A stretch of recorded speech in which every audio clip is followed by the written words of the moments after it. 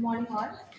A very warm welcome on behalf of School of International Studies to the panel discussion on US presidential election and its implications for international politics.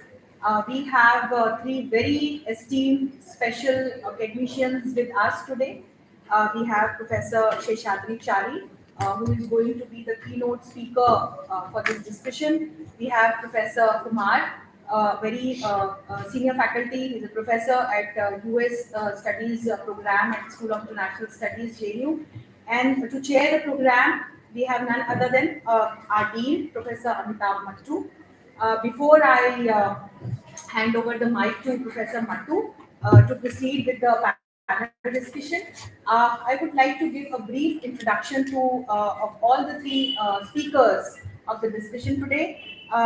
Professor Chari is a journalist, renowned author, and an acclaimed commentator on strategic and security issues with a vast experience in the formulation of policies for national security and actionable strategic plans. He was the editor of the English Weekly Organizer for 12 years from 1992 to 2004.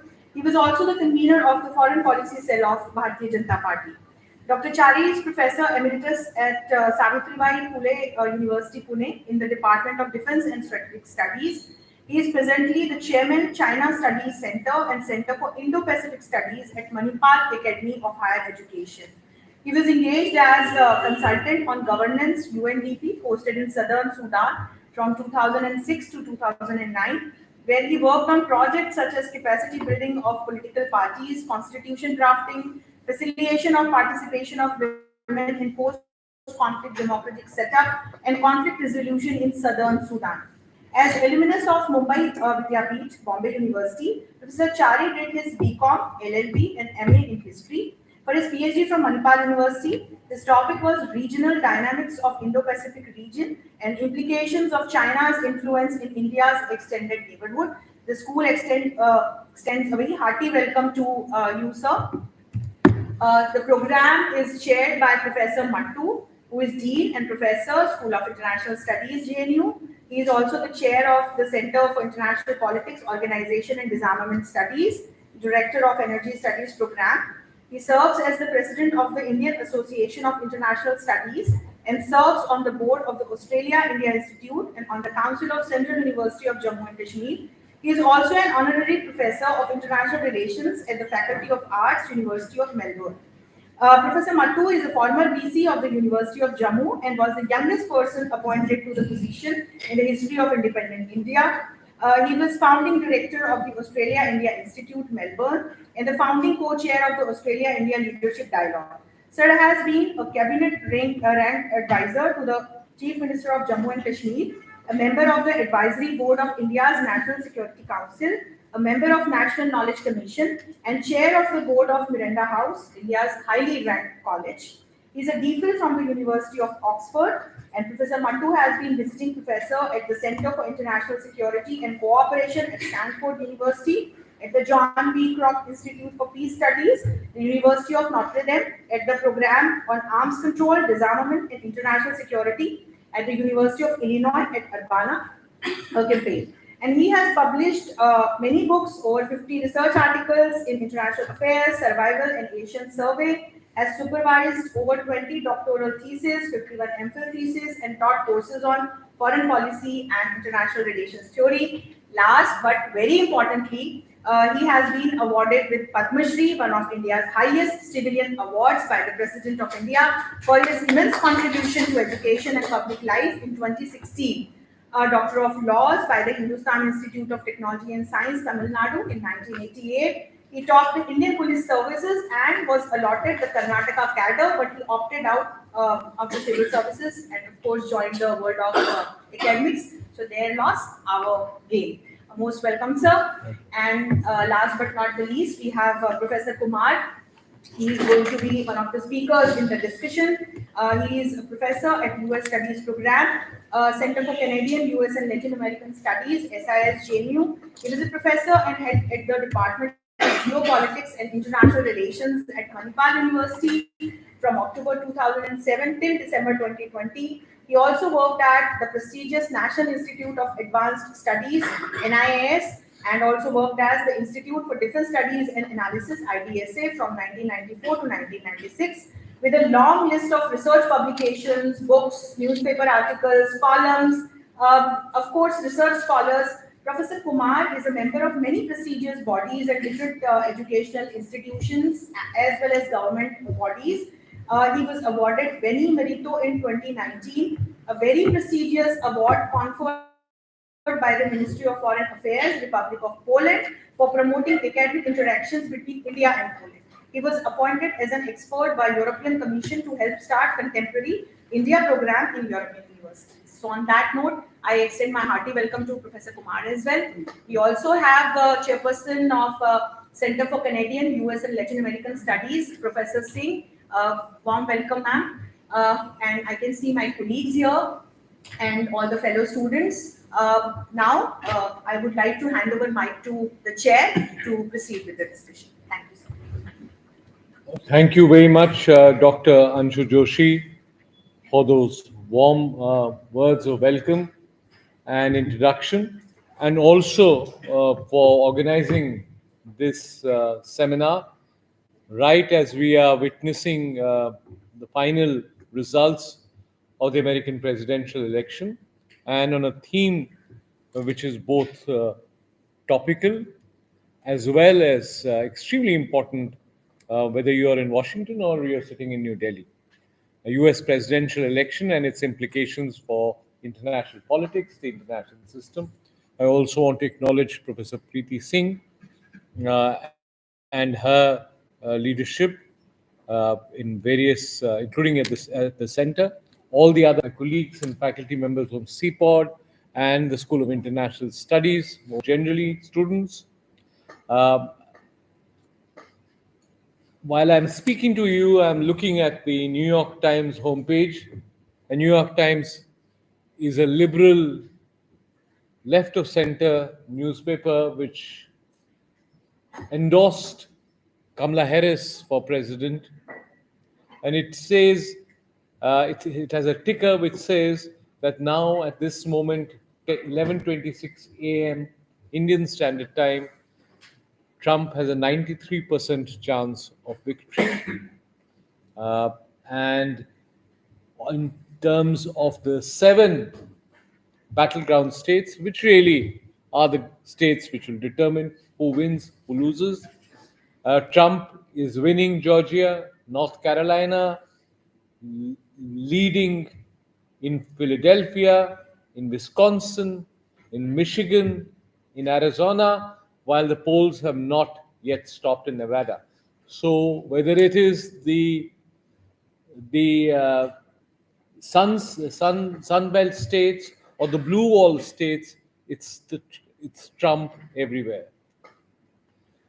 I must say that personally, I'm not a fan of President Donald Trump.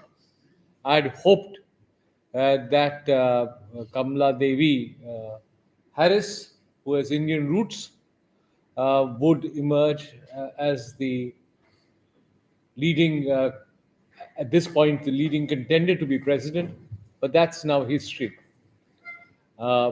Individuals can have preferences, but nations have to deal with the reality of whoever is in power. That's the only rule of international politics. In retrospect, it's clear that Trump was able to build a coalition which was a formidable coalition, a coalition of those who are believers in the idealism of the American dream, work hard, have strong family values, go to the church, go to the temple, and produce many children and live that life of happiness that dream provides you. And there are people who obviously do not subscribe to the wokeism, which is whether it's in terms of genders or non-binary approaches to gender, or the kind of political correctness that we often witness even in this campus. He was also able to include in that coalition the working class, which has suffered because of the logic of capitalism in some ways. Capital moves wherever labor is cheap, wherever skills are cheaper. So capital has moved to China, to Southeast Asia, including to India, and working class has suffered as a consequence of that movement of capital. And Trump wants to bring back manufacturing, increase the tariffs, because America is still the biggest market.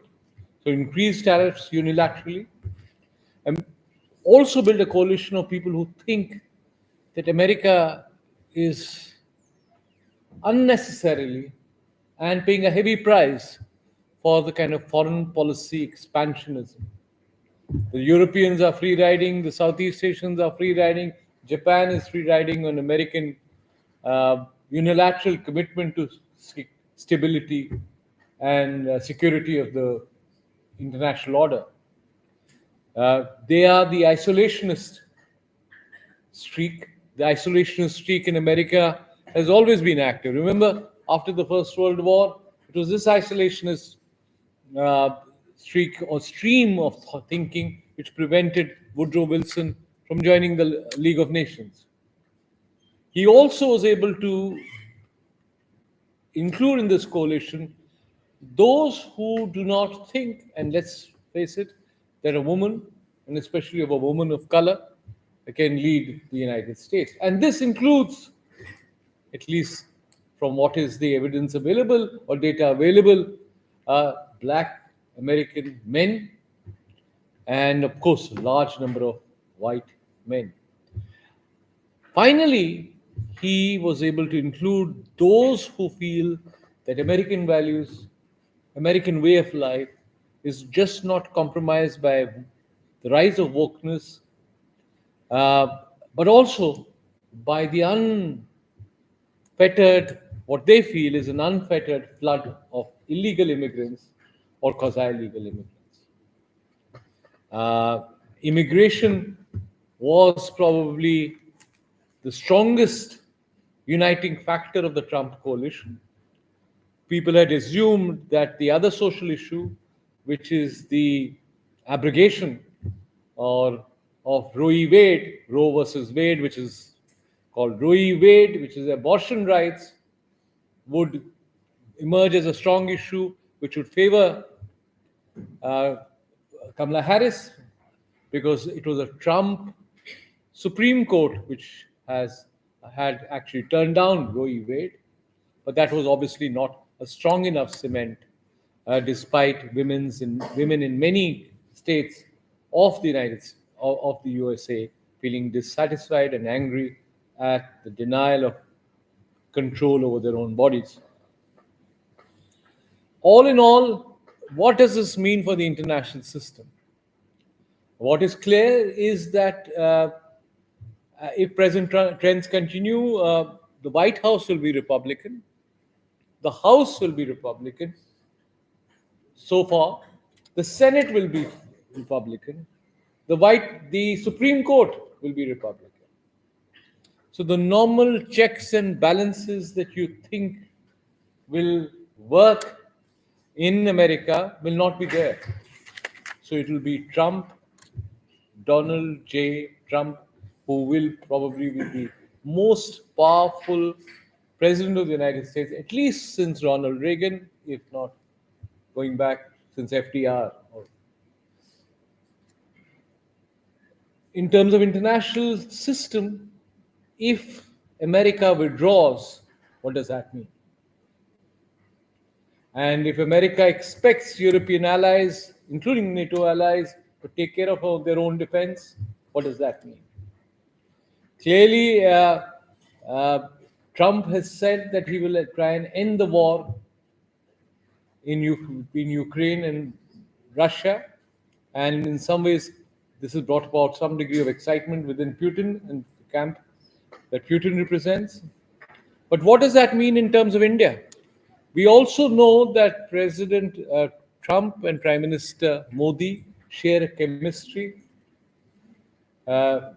He was there at that famous rally, Prime Minister Modi, in his first term, when he said, "Is bari Trump sarkar? Ab ki baar," in Houston. and then he came to the Narendra Modi Stadium in Gujarat as a reciprocal visit. So there is that personal chemistry, and Trump has been backed by many Indian Americans.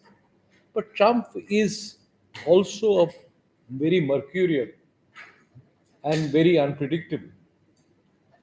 The fact that half of his cabinet, at least, who worked with him, say that they have no trust and no confidence that he will be stable.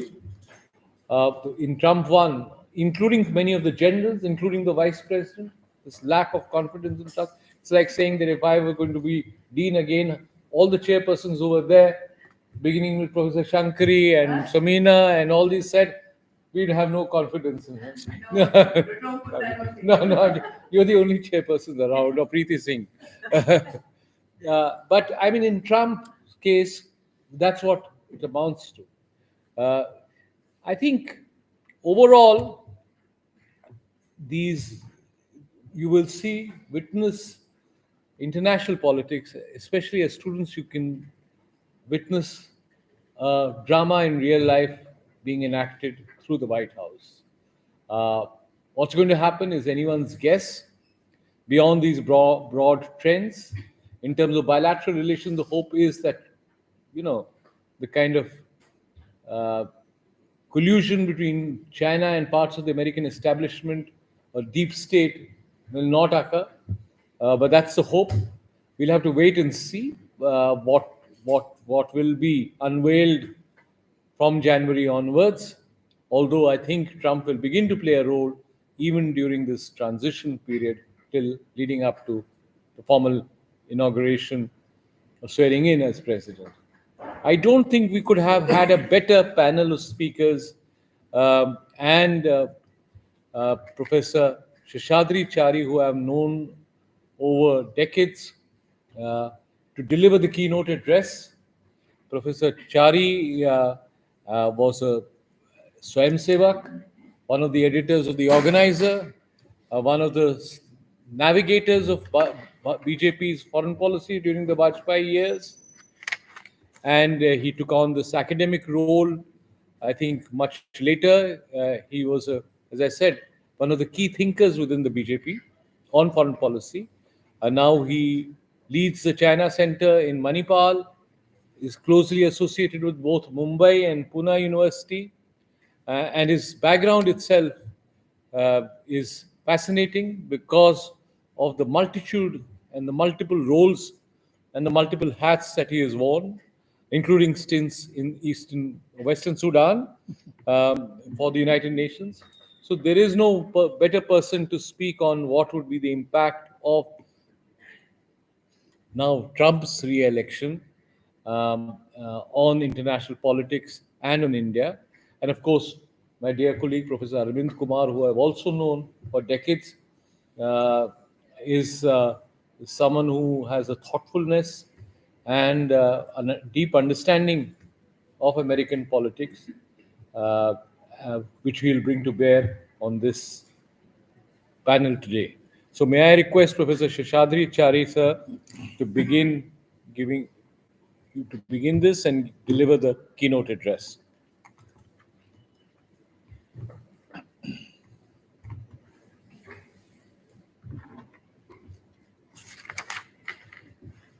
Thank you, Dr. Amitabh Mattoo. Thank you for those very lofty words that you have used for me. And this is what happens when we start working together very closely. So they say the violin knows the master very well. So here, I'm between friends, you know me better.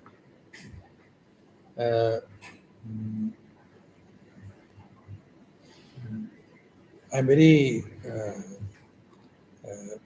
what should I say, not very comfortable sitting in the company of people like Dr. Mattoo, Professor Arvind Kumar, Professor Preeti Singh, who have been breathing in and out US policy and foreign policy and academically engaged with all that. As it is said about one of our former prime ministers, I'm an accidental academician. So it was not, I was not meant to be an academician. So I have been forced into this field. हमारा तो जैसे हम कहते हैं ना कि हमारा वो पोस्टर लगाना बैनर लगाने के काम से हम यहाँ पर आ गए हैं. So but now since I have come here, I better live up to that. As Professor Mattoo has suggested, the results are trickling in. So till about day before yesterday, the same New York Times was screaming headlines, Kamala Harris has an edge over Trump. So I mean, last week it was almost neck to neck. That was the whole thing. So now who has got whose neck, we don't know. But suddenly yesterday, things seem to have changed. So we had a very busy schedule yesterday with so many other engagements. So yesterday night when I was returning, a friend of mine called me and he said, so and so कुछ program है क्या आप आ सकते हैं क्या? So I said no, I have to go to JNU to speak on this US election. So today morning he called me. He asked me, क्या लगता है आपको? I said that what the newspaper says, Kamala Harris has an edge over Trump. That's what newspapers are saying, but we don't know. So today he must have also been watching the news or something like that. He's into, I mean, although we are being televised, I would rather say he is into this kind of betting business. So he would generally ask me, क्या हो रहा है, कुछ हो रहा है क्या? So I know why he is asking. So I told him कि ऐसा लग रहा है कि ट्रम्प जीत रहा है. तो he said, अच्छा ऐसा है क्या? So he was a little worried. वो कैसे हो रहा है, कैसे ट्रम्प कैसे जीत रहा है? He asked me. I said, I don't know. तो लगता है कि हरियाणा से किसी को मंगा लिया वहां पर. So that summarizes the US election background. So it's quite surprising that as Professor Mattoo suggested, that when everybody was thinking that Kamala Harris has an edge over Trump, so either we have all been fed with wrong reports all along, because none of us have that kind of a deep insight and wherewithal to go into the details of the electoral process in the US, which is now taking place. We also gather our information from sources and then try and reach out to some conclusions. But there are certain things that are becoming a little too prominent, and which I think merits wider discussion, understanding, and also a sort of analysis from the point of view of India, mainly India-US relationship, and also from our point of view, India's worldview, India's foreign policy, and other policies which we are now trying to frame. We all know very well that gradually foreign policy is no longer a standalone policy. We can no longer say that our foreign policy is divorced from our economic policy or trade policy or commerce policy or internal policy, security policy. So all these things have got mixed up. So what you actually are planning or what you are actually implementing is not just foreign policy, but also it's linked with the policy towards our neighborhood. When we are dealing with our neighborhood countries, we are not just dealing with, say, one XYZ country, but that country's relationship with 10 other countries in the region and out of the region. So that also matters a lot. Similarly, when we talk in terms of trade, we are not just talking in terms of bilateral trade or multilateral trade, but we are talking in terms of the trade policies of other countries towards other countries. What is going to be the trade policy of US towards China? is also going to matter as far as we decide our foreign policy and our trade policy. So these policies, all these verticals have got integrated. So that is one thing that we should remember. So whether Trump wins or Kamala Harris wins, the question is what is going to be India's policy towards the policy outlook that's going to come out of the White House. And as students of political science, we all know that it's not just one individual who is so much in a position to decide in democracies. The way, I mean, for that matter, even non-democracies like Russia or China probably don't decide only on the basis of what one person decides or one person likes or dislikes.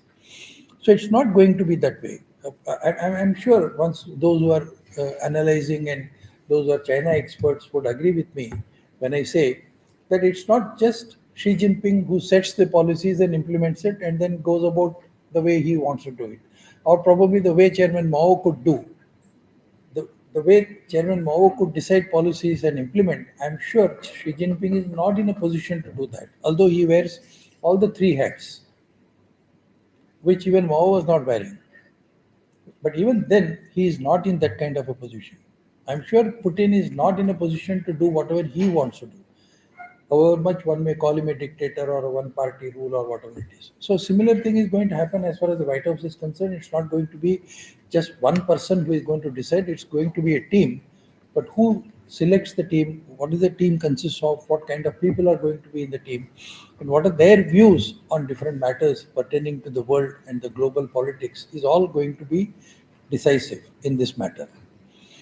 Another thing that merits attention, which probably experts like Dr. Professor Preeti Singh and Professor Arvind Kumar will correct me if I'm wrong.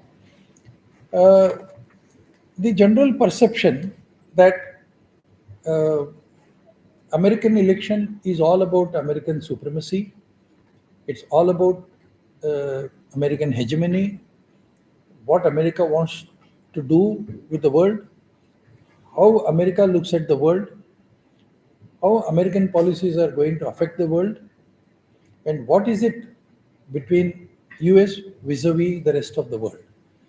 There is a very well-known adage in the US that what is good for America is good for the world. So they think that it is we who are in the driver's seat as far as the world order is concerned. So right from Bretton Woods, dollar and American policy are two factors that determine the world's future. But if you look at the last 2-3 months of newspapers in the US, and if you look at all the issues that have been analyzed, discussed, debated, fought over in the last 2-3 months in the US between the two presidential candidates, in a scale of 1 to 10, there are about 9 issues which are absolutely domestic. I can't think of even one issue that is really global, where the two candidates say, this is what we think about so and so, except for probably the US-Ukraine conflict. I'm sorry, Russia-Ukraine conflict. Except for Russia-Ukraine conflict, there is no issue which has a global parameter on which these two candidates have discussed. So what does it amount to? Can we, I mean, just on the basis of this, can we conclude that the so-called not just perceived supremacy, but also to a large extent, an existing supremacy of US is in the decline? Is US on the back foot on global issues?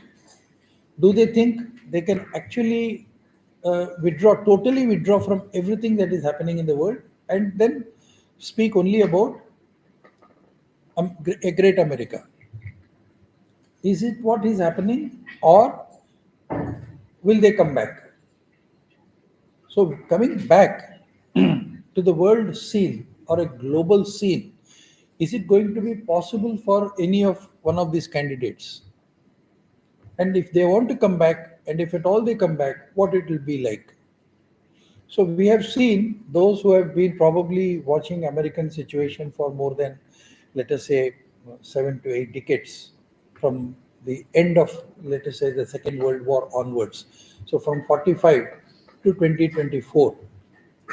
So next year, by the time these people take over and occupy White House, it will be 2025. So 1945 to 2025 is a long period of time. In these 80 years,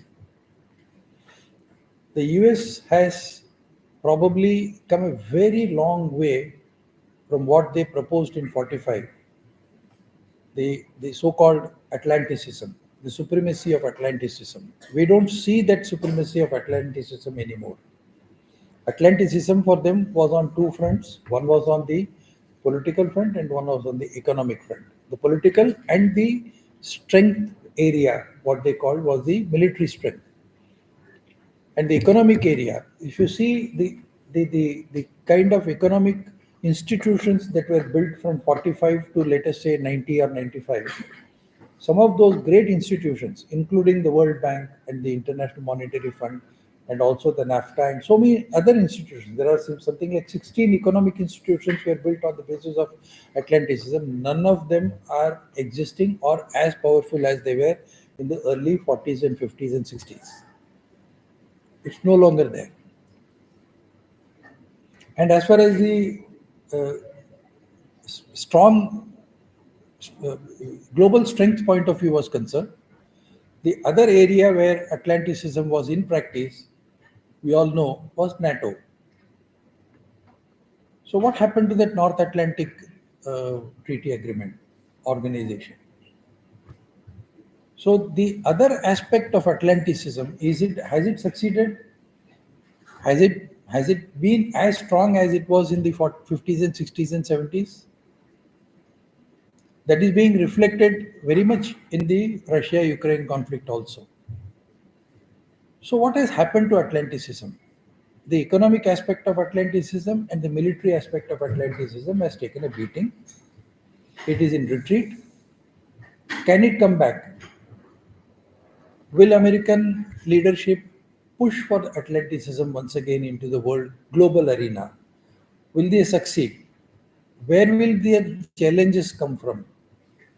Will it come from South-South cooperation?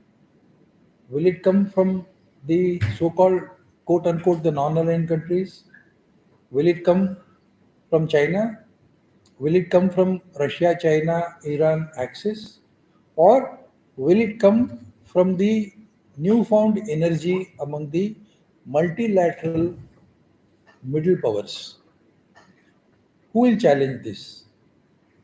So these are all questions that are hanging in the air to be answered by the new entrant who is going to whose candidature will be declared for 1 month from now on the 5th of January. So these are all the issues that are tormenting the world as such. But if you see the American electoral scenario, none of these issues are being discussed. No candidate is talking about these issues. All that they are talking about, as Professor Mattoo mentioned, was immigration, abortion, rising standards of living, rising cost of living, fuel cost, home loan.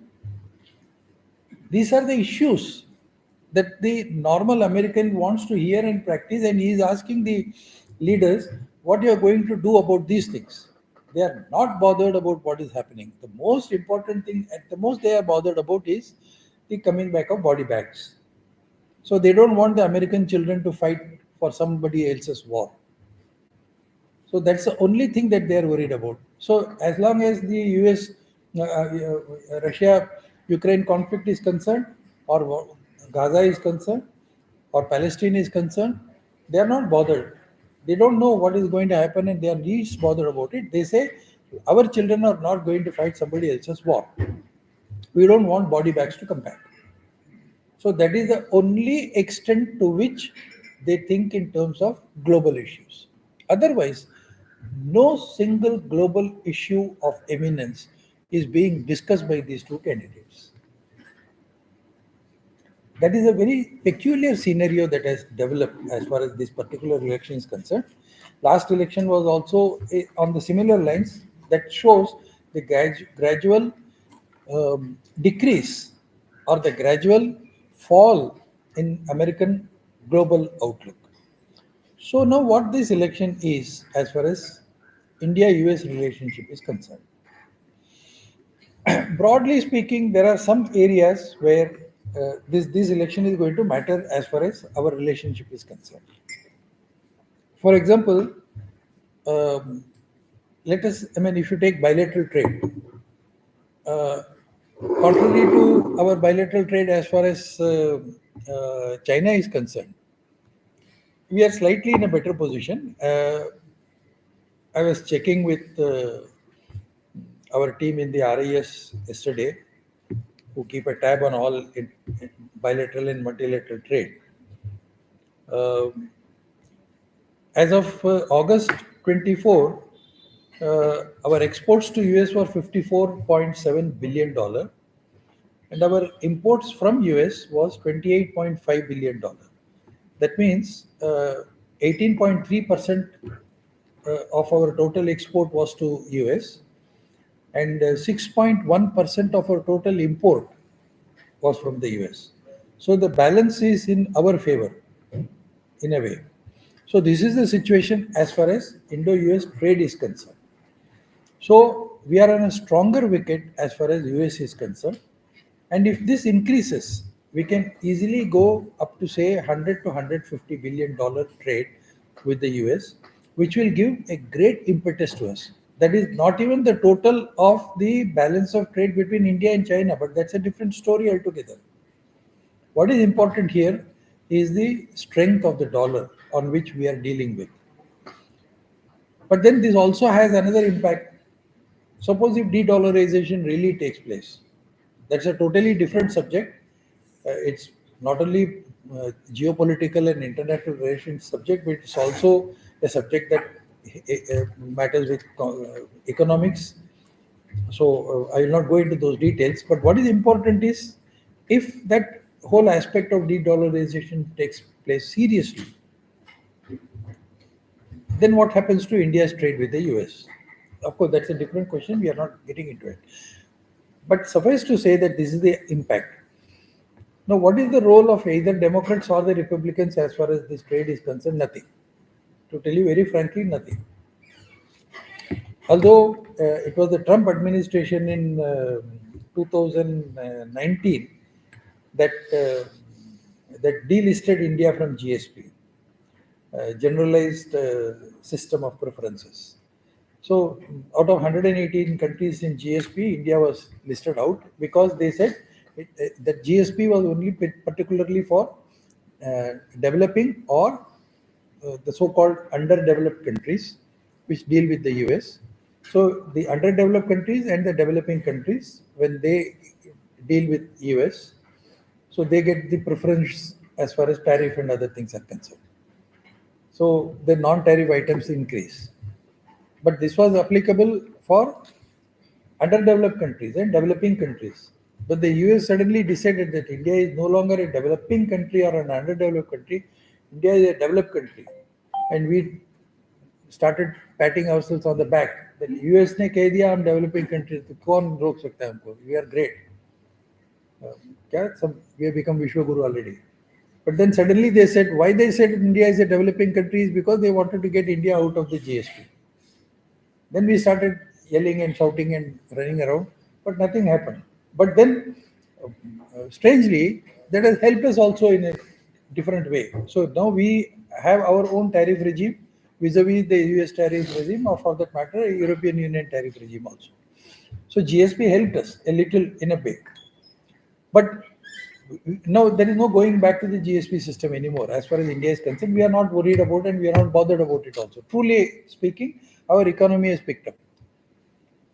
So now what we will have to do, whoever comes, is how we are going to deal with the White House as far as our tariff and also other economic parameters are concerned.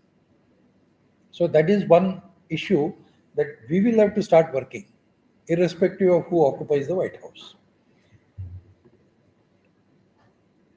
Another thing, another debate that is happening in India, which can have some impact as far as the US is concerned, is the H-1B visa. Now, who takes the lead in this to reduce or increase H-1B visa is a different issue. But the immediate impact could be that again we don't know. So those who are watching the share market very closely would probably be able to tell us, guide us more on this issue. So if you see, yesterday the market lost about 945 points. So which were the major losers of this 945 points? They were all service-oriented countries like Infosys, TCS, etc., etc. Why? Because they probably knew that somewhere in the back of their mind they had a back of the envelope calculation and said Trump could be winning. So if Trump wins and if he reduces the number of H-1B visa, what happens under the banner of reducing immigration? What happens? So suddenly the service industry will lose HR people. The cost of sending people to US will be more, thereby increase the cost of services, thereby reduce the profit. That could be one of the reasons. But on the other hand, will Indian economy depend only on the services, like Raghuram Rajan has suggested? So we'll have to go back and think on that. So we will have to increase our manufacturing strength. To increase our manufacturing strength, we will have to have a more robust Indo-US technology cooperation and participation. So we'll have to work on that. So to work on a technology participation, we will have to strengthen our manufacturing process and also capital availability, which again will depend on the repo rate that the RBI decides, which again will depend on the federal rate cuts. So it's all linked. So who is going to sit in White House and decide about federal rate cut? The moment that is decided, Reserve Bank will also have to react. And if Reserve Bank reacts, then NFBCs will also react. So more availability of capital and more availability for manufacturing process. So these are all the links that are going to work.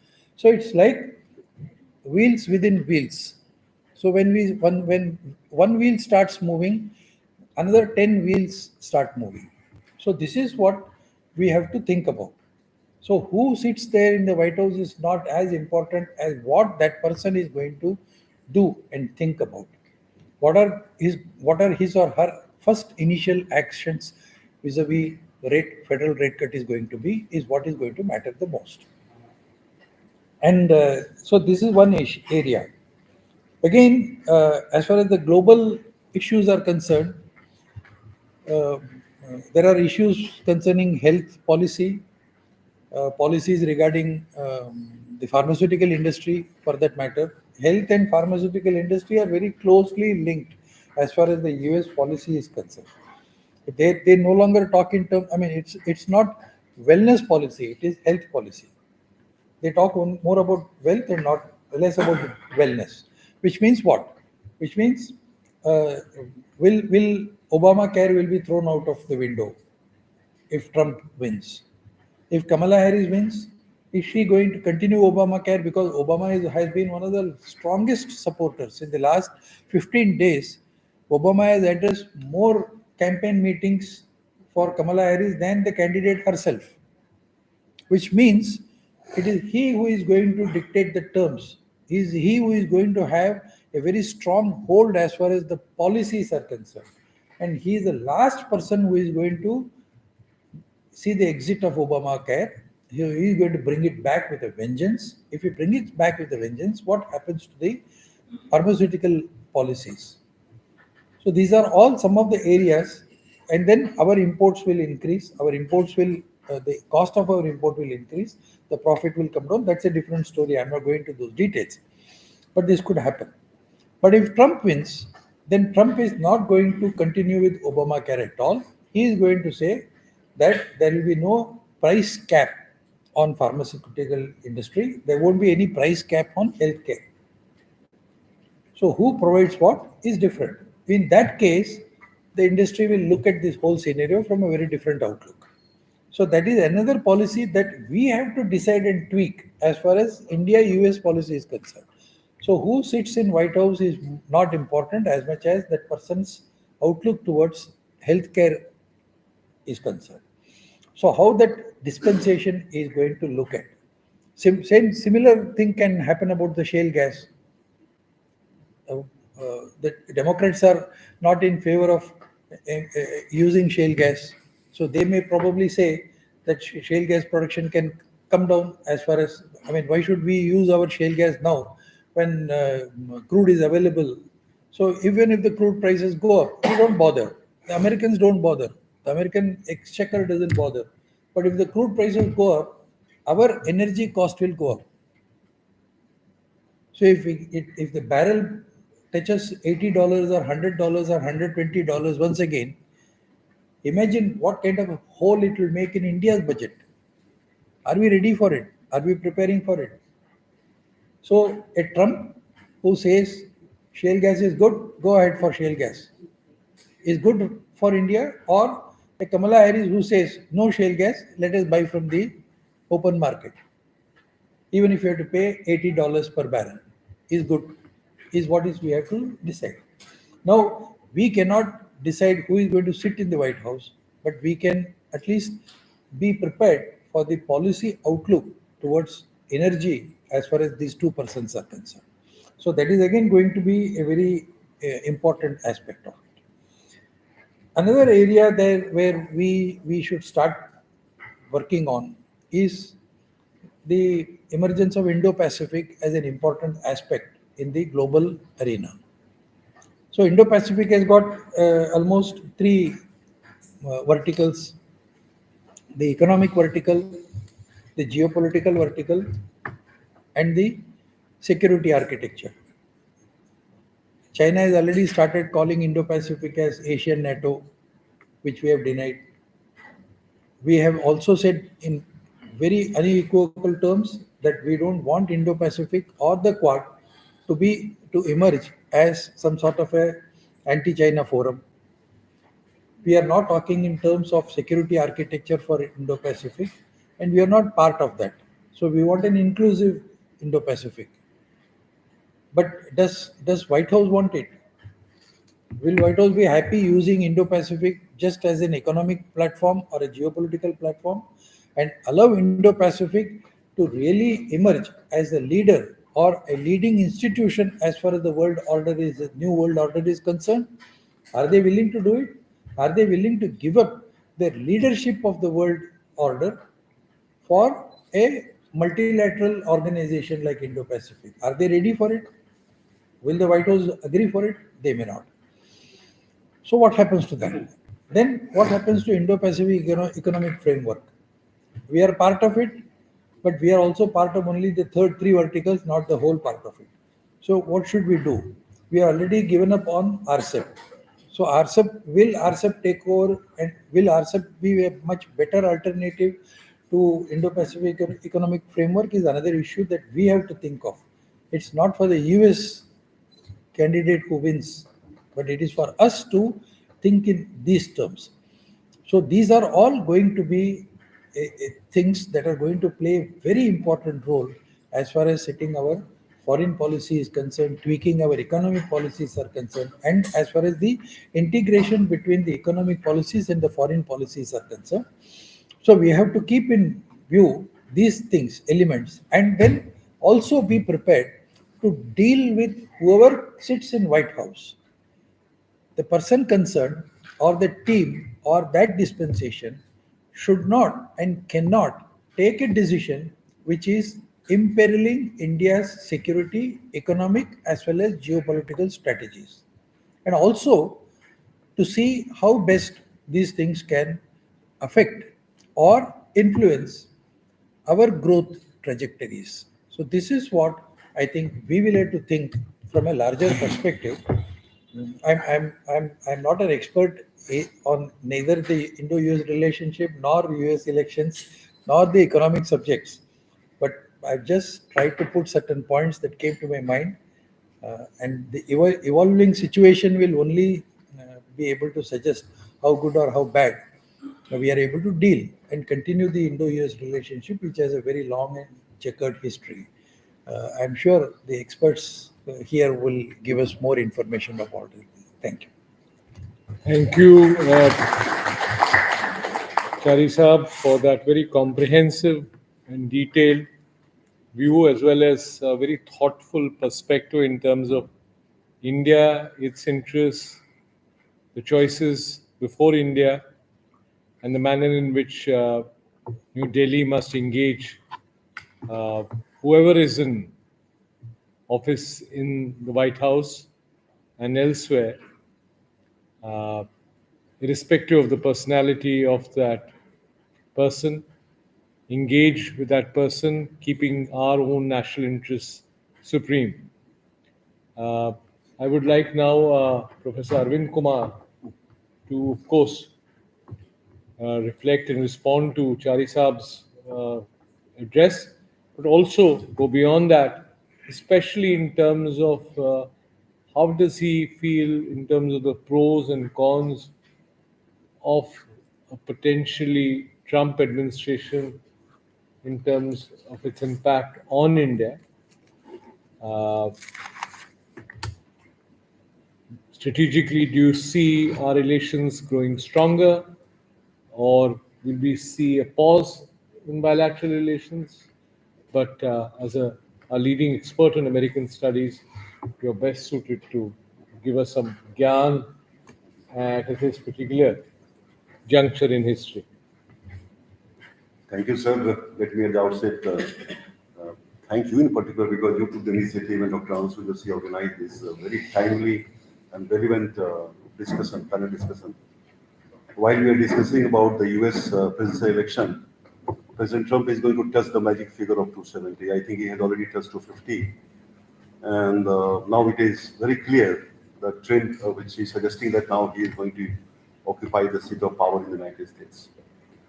I am reminded of 1952 election when the US was in search of power, maintain a very important core, and also see that how they really contain the growing influence of communism. Everything was obviously working very well for President Truman, but as we know that presidential election was a surprise for the US people and the rest of the world, the Republicans came. So the Democrats basically were replaced by Republicans despite all their effort in making the US a great country, not only for themselves, but for the rest of the world. And the notion of alliance system, the concept of balance of power, the concept of collective security, the concept of, you can name anything which was coming largely to discuss about their military capabilities, military power, everything was just gaining momentum at that given point in time. The decade of 50s was very important. Republicans continued for 8 years. In 1960 election, again, Democrats replaced Republican. John F. Kennedy became the president. And that again continued for a significant number of years, despite his assassination in 64 election. Again, Lyndon Johnson really had come, who had proved to be one of these disastrous president for India because of the fact that he never understood what India is all about. And I again recollect some of these readings which I had done when Srimati Indira Gandhi, the then Prime Minister, had visited the US with a wish list, what India needs from the US. Lyndon Johnson, in fact, said everything in yes, but ultimately when Srimati Gandhi got back, the Indian rupee was further devalued. So we have a history in terms of understanding the larger mindset of the US presidency. In 1968, again, the Democrats got replaced by Republican. Richard Nixon really won. And again, second term he won, but somehow he had to really leave the presidency because of the fact that he was, in fact, implicated in the Watergate scandal.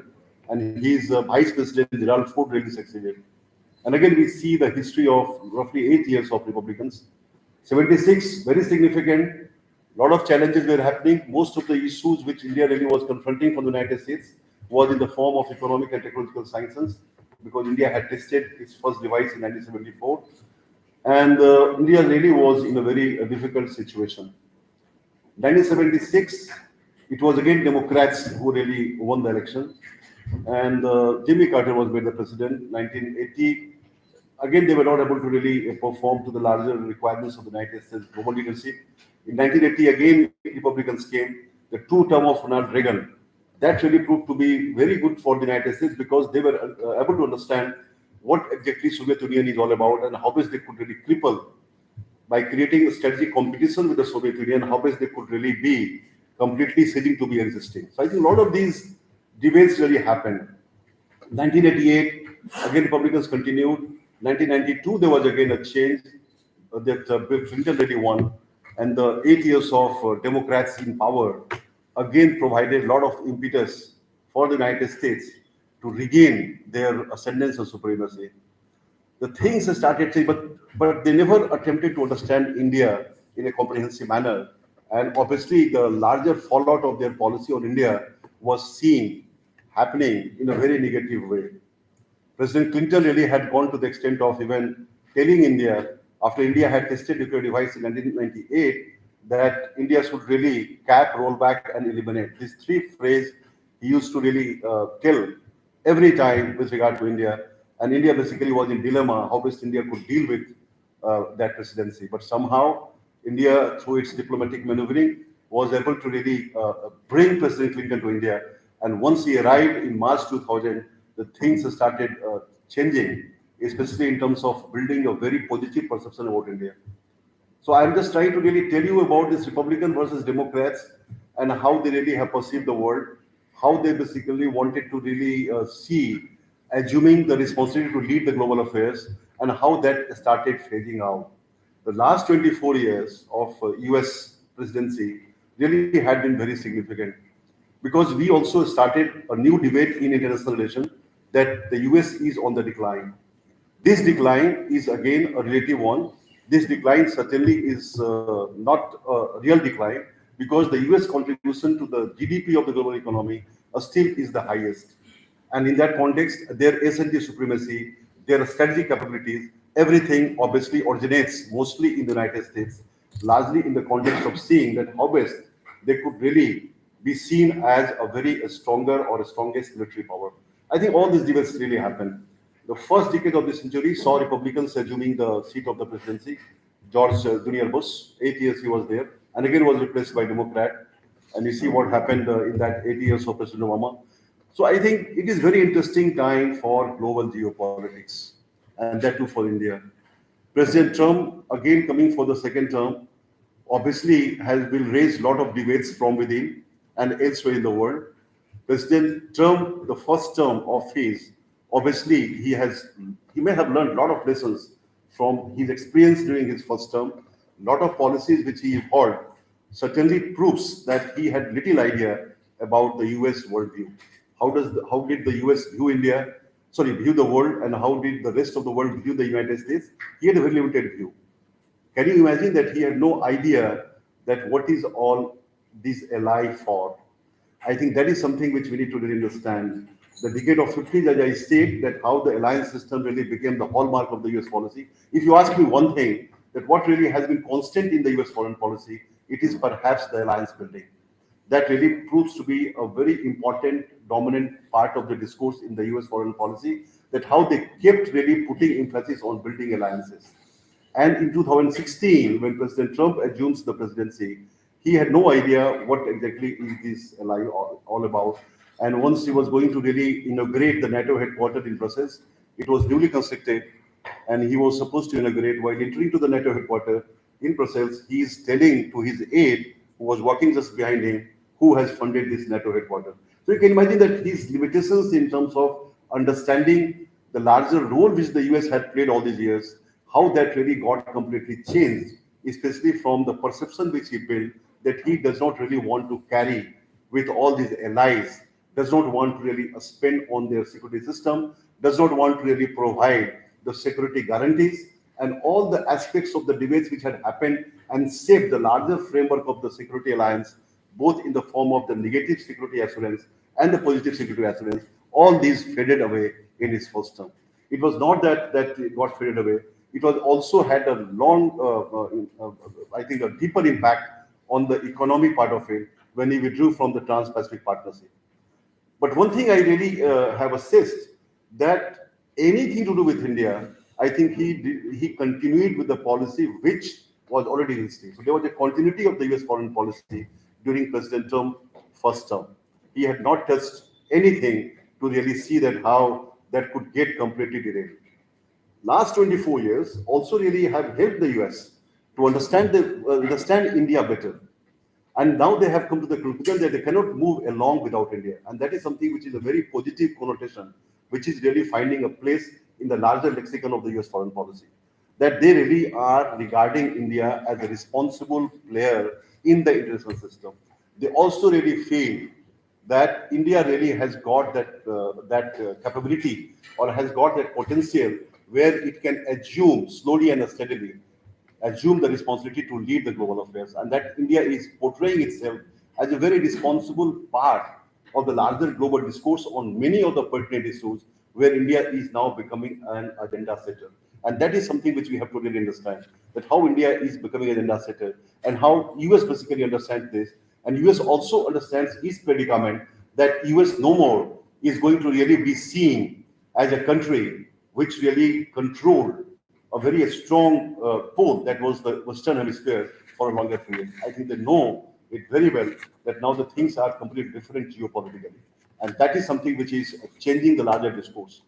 So this Trump 2.0 is going to be very interesting for the rest of the world in general and India in particular. There is no denying the fact, because he may not repeat the same mistake which he did in his first term. He certainly will, in fact, rectify some of his larger policy, which certainly would see helping him making the US great again. I think the way he really has portrayed this time in the election campaign, I think many of these media campaign against him could not work. I think, as was pointed out by our dean, that how New York Times really kept playing against President Trump. If you keep reading New York Times daily, you will find that how biased the New York Times was in terms of portraying President Trump, the Trump president-elect, that how they were biased against against Trump, and how that could really be proving completely different than what really has emerged as a picture. Just 3 days ago, I have written one piece in the Sunday Guardian by analyzing that how President Trump is going to be winning. And basically, some of them basically asked me directly, how you really analyze that President Trump is going to win?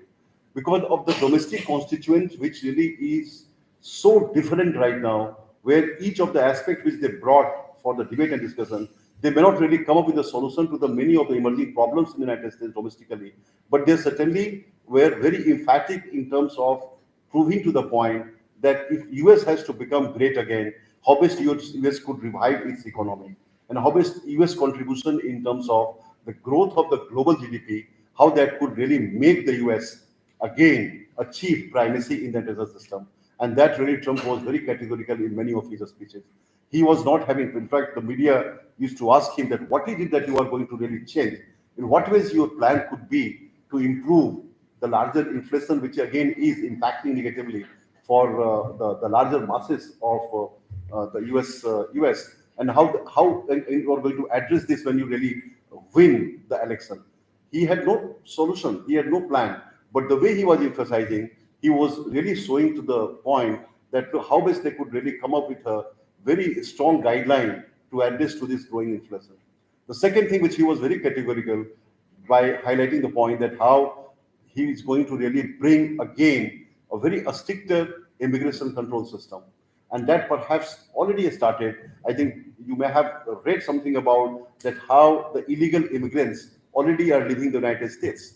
In fact, a month ago, the process has already started before President-elect really is going to assume the presidency.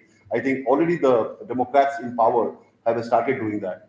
And likewise, a lot of the other issues which really he talks about, he basically made a very, I don't know, you sometimes feel that how a stature of that type can make that a statement. In fact, he said that if I become the president, I can stop this Russia-Ukraine conflict within 24 hours.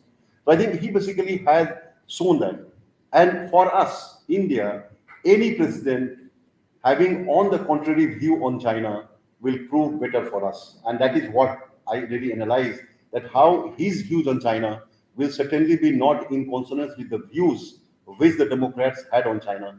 And that could really be helping us in terms of creating our space. As you know, the China basically is in transition to be seen as unipolar in the whole of Asian continent. But at the same time, China also would like to see a multipolar world. So I think there are a lot of inconsistency in terms of understanding these many emerging parameters of China's aspiration and ambition in the 21st century, where India really has been finding a place for itself. India wants to see that how there could be win-win situation, and China should also know that if the 21st century has to become Asian century, I think India and China have to work together.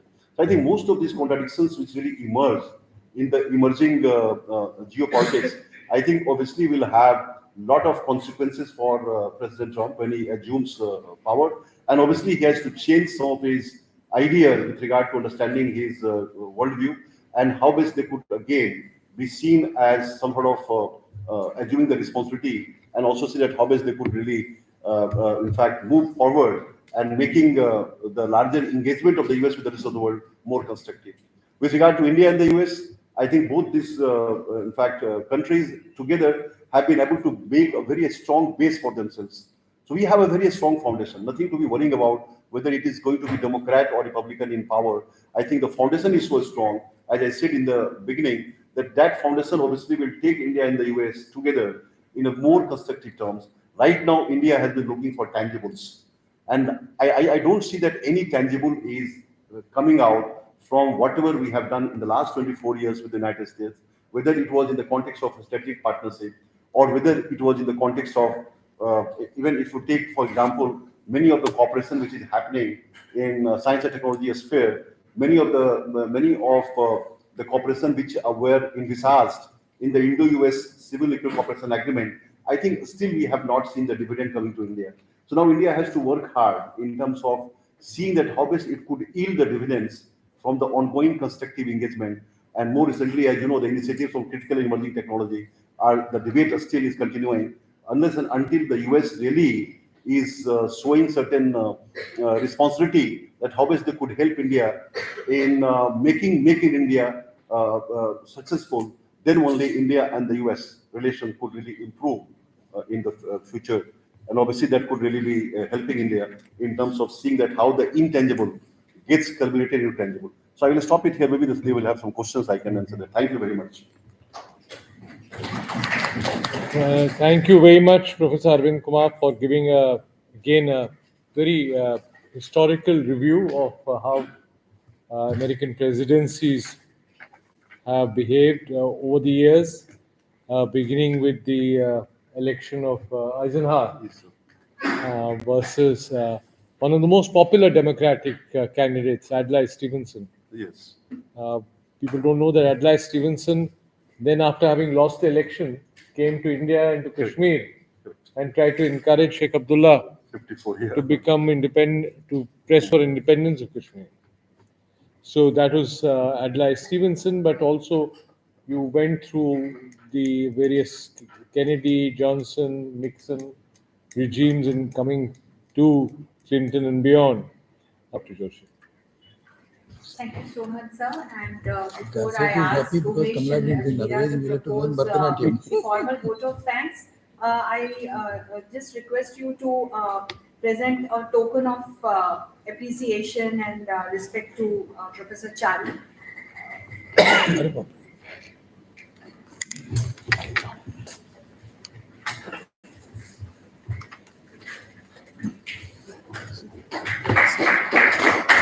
Thank you, sir.